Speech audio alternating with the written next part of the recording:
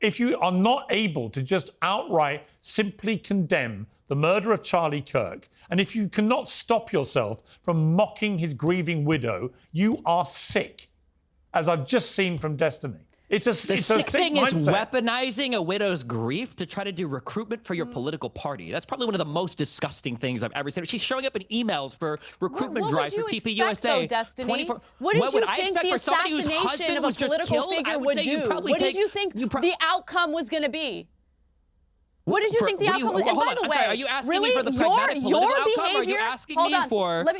Hey, how about take it easy on the Adderall? Take it easy on the Adderall, and let me answer the question that Piers asked me. You must have been really bullied today, I guess. Let Anna speak, please. My behavior is not reliant on how anyone else behaves. Every morning I wake up and I make decisions about how I choose to react or respond to things. I don't wake up in the morning, check what Donald Trump has to say, and then base my own personal behavior on his behavior. I agree with you in that it would be very helpful to have the leader of this country want to turn the temperature down. And he hasn't done that. I agree with you on that. But that doesn't change the way I choose to respond to what's going on. The idea of mocking a woman who is now a widow with 2 young children who witnessed her husband get shot in the neck and bleed out to death. How could you mock that? What is wrong with you? I just don't understand it. That's it. I don't understand it. I don't understand you, Destiny. You have so much hatred in your heart, and at the same time, you judge others as being hateful. If you're going to weaponize somebody's grief against the other party, well, then of course people have a right to fight back against it.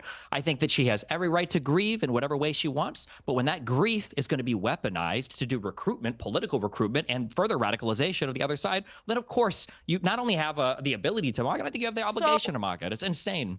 Let me understand. Let me understand your argument. So since others are using her grief to politically recruit, you think that it's okay to mock her specifically? Since others are using her grief, she's the one who gave a 17-minute speech on TV where she talked about good versus evil. She's the one showing up in TPUSA ads to 1 or 2 days after. If someone assassinated my husband, I would not be able to have the level of composure she had during that speech. I would be out for blood. I understand why she's angry and why she said the things that she said. Okay, you need to understand what being a human is, what it's like to actually lose someone that you love, that you chose to spend your life with, that you chose to raise children with, a person who was violently and viciously assassinated like that. This is why I've moved away and when something identifying as you got bullied online. It's so funny. It's so funny that you just said that you don't think about how other people act to define your behavior. Your entire political ideology now is somehow defined by the people that were mean to you on Twitter. No, if somebody cares about somebody who's grieving, I understood what the flaws on the left happen to be. The weakness in their arguments. No, it's not about the way I get treated. I get treated like crap from both sides of the political aisle. You do mass recruitment for our political party while everyone over here is calling for civil war. It's unhinged. When you've got people like Matt Walsh and the Daily Wire, the president of the United States calling for civil war. We're talking to a guy who said he'd be okay with his own parents getting killed if they went to that Trump rally where that assassination attempt happened. And we're talking to a woman who went on and did the whole conservative media outlet with Tucker Carlson and Glenn Beck and had nothing bad to say whatsoever. I know where your bread is buttered. I know where you're making your money from. And it was great. I had awesome conversations. I don't regret it at all. That's great. I also had a conversation with Jack Posobiec on her take. It was awesome. Yeah, I know. That's what democracy is about. Having an exchange of ideas. Comes out of his mouth. All right, let me bring in. I don't agree with him on everything, but at least we can have dialogue. Anna, kids are going to grow up and watch old episodes of Piers Morgan uncensored. How performative is this? Is everybody here? Did we all get like a script before the show? What? They watch a lot of old episodes of the JFK. You make the left look so bad, and you don't even realize it. You are seriously so embarrassing. Okay, yeah. God. You can talk to your best friend. You really Glenn are. Beck about I mean, it like, later, and have another 30-minute conversation about it, Anna. Maybe I will. Maybe I will talk to Glenn Beck about it. Oh, is that is that naughty? Is it naughty? How many conversations have you had with Nick? You had more conversations with Nick than anyone. So mean. Oh no, not the meanies on Twitter. I know. How many more lawsuits are you going to face from women that you allegedly secretly recorded during intimate moments, Destiny? I can't believe anyone takes you seriously. Are you really? You're disgusting, you're embarrassing, and you should be shunned from public life with your disgusting treatment of all sorts of people, including young left-wing girls, women that you victimized allegedly. Yeah, that's who you are. 2 shades away from You're embarrassing. You embarrass the left. You're the type of person who pushes people away from the left. Make sure you understand that. You're embarrassing. There's no morality with you. There's no grounding values. Not. There's no principles. All you want is attention, attention, attention, attention. That's all you want. Yeah, of course. All you want. Endless attention. Say disgusting, provocative garbage. Another friendly conversation with another mainstream conservative commentator about how you're such a leftist, but those people on Twitter are so mean. Having a debate or dialogue doesn't automatically mean that you agree with everything they have to say. It means you're coming together. No, it's when you sit down and you're exchanging ideas and then debating you agree with everything them. They have to say. No, I don't agree with everything they have to say. What are you talking about? Yeah, you do. I don't agree with everything they have to say. But I'm an adult. When you sit down and all of your criticisms have a mature debate or conversation. And you have no disagreements about anything on the right, yeah, that's called agreement. I do have criticisms for the left.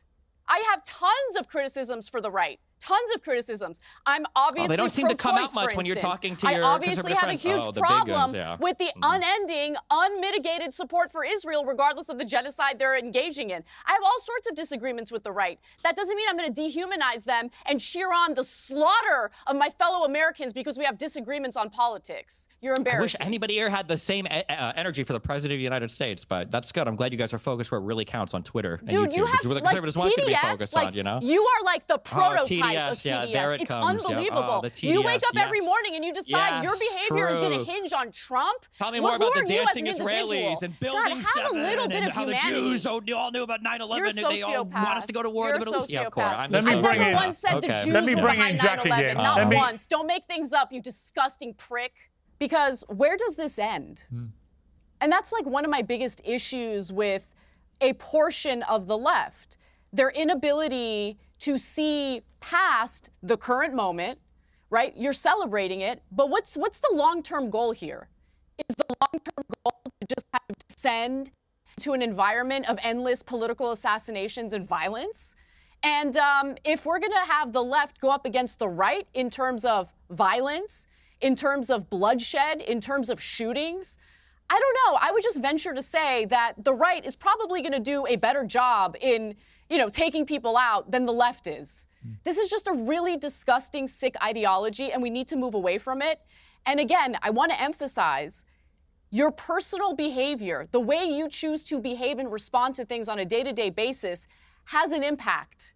Okay, be the change you want to see in the world.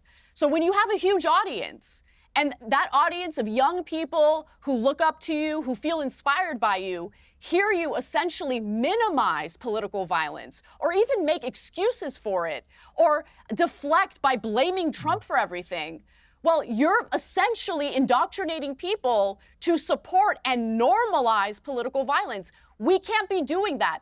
I don't care how people behave on the right. That's not going to have an impact on how I personally choose to behave. I want to be better than that.